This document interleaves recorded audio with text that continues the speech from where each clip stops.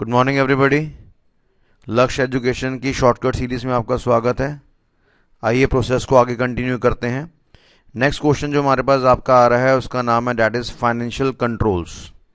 फिलहाल ये हटा दीजिए यहाँ से। नेक्स्ट टॉपिक जो हम डिस्कस करने जा रहे हैं उसका नाम है that is financial controls. Financial controls के अंदर क्या क्या कंट्रोल्स आते हैं, किन किन बातों के बारे में हमें ध्यान देना पड़ेगा, उसके बारे में हम डिस्कस करने जा रहे हैं।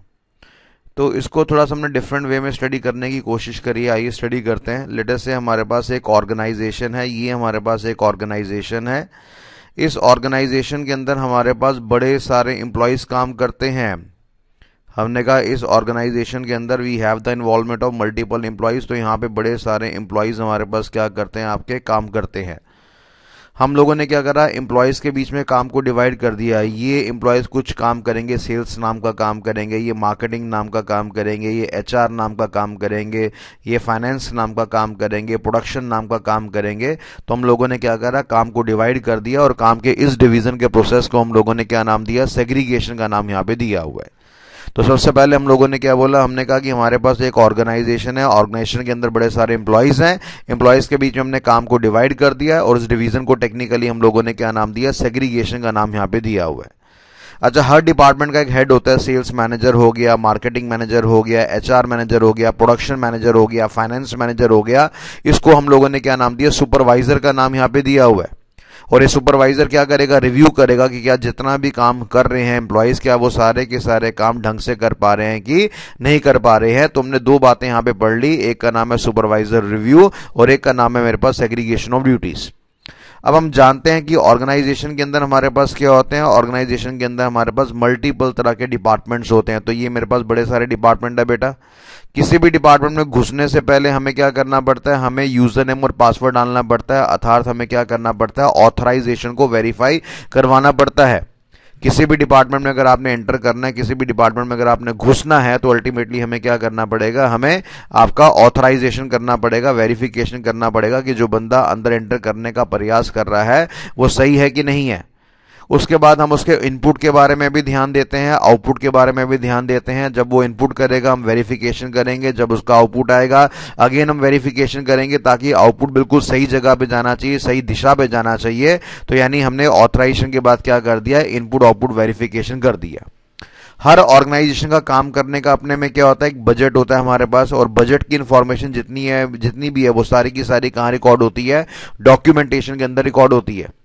मैंने कहा हर ऑर्गेनाइजेशन का हमारे पास क्या होता है, बजट होता है, और बजट की जितनी भी इंफॉर्मेशन है वो सारी की सारी कहाँ पे रिकॉर्ड होती है, हमारे पास डॉक्यूमेंटेशन में रिकॉर्ड होती है।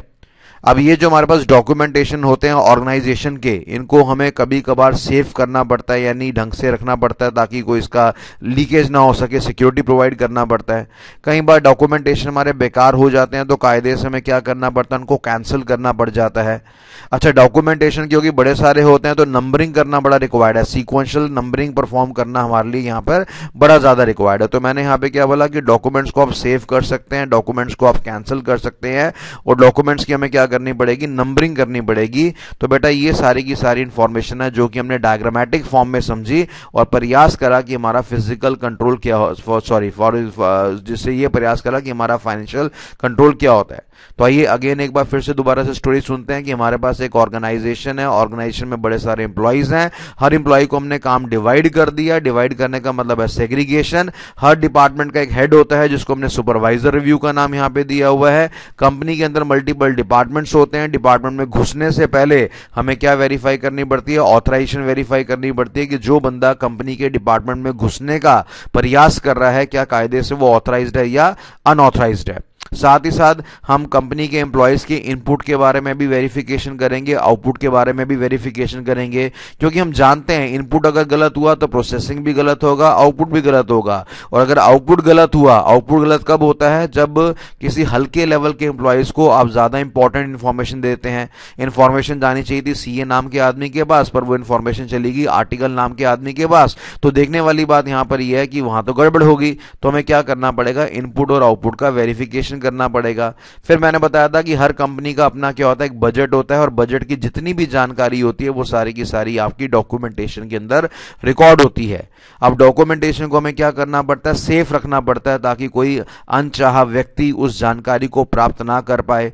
अगर डॉक्यूमेंट हमारे पुराने हो चुके हैं, फॉरफिट हो चुके हैं, ऑब्सोलीट हो चुके हैं, तो उसको हमें क्या करना पड़ेगा, कैंसलेशन करना पड़ेगा, हटाना पड़ेगा। और साथ ही साथ हमें क्या करना पड़ेगी, डॉक्यूमेंटेशन की सीक्वेंशियल नंबरिंग भी परफॉर्म करनी पड़ेगी, तब जाकर हमारे पास काम हो पाएगा। अब क्योंकि यहाँ पे काम बड़े सारे हैं, इतने सारे काम हैं हमारे पास, इन सभी कामों के लिए हमें क्या करना पड़ेगा, मल्टीपल तरह के कंट्रोल्स का लगाना पड़ेगा, मल्टीपल तरह के इंटरनल कंट्रोल सिस्टम को लगाना पड़ेगा, तो जिसको टेक्निकली मैंने यहाँ पे क्या नाम दिया, ड्यूअल कंट्रोल्स का नाम यहाँ पे दिया हुआ है। तो हमने कहा काम यहाँ पे बड़े सारे हैं, और बड़े सारे काम को तमीज से मैनेज करने के लिए हमें तरह तरह के कंट्रोल्स का प्रयोग करना पड़ेगा, कंट्रोल्स का इस्तेमाल करना पड़ेगा, और इस तरह की क्रिया को, इस तरह के प्रोसेस को हम लोगों ने क्या नाम दिया, ड्यूअल कंट्रोल का नाम यहाँ पे दिया हुआ है। 7-8 बारी इस कहानी को अगर आप मन में रिवाइज कर लेंगे तो आपके सारे के सारे फाइनेंशियल कंट्रोल्स आपको याद हो जाएंगे। चलिए आज के लिए इतना ही। बाकी किसी तरह की समस्या आती है, आप इस नंबर पर मेरे को कॉन्टैक्ट कर सकते हैं। किसी भी तरह की कोई प्रॉब्लम अगर आपने डिस्कस करनी है, फिलहाल इतना ही। Thank you so much. अपने फ्रेंड्स को जरूर बताइए इसके बारे में, ताकि उनका भी भला हो सके। और अगर अभी तक आप सब्सक्राइब्ड नहीं हुए हैं तो सब्सक्राइब हो जाइए, ताकि राइट टाइम पर आपको राइट इंफॉर्मेशन मिल सके।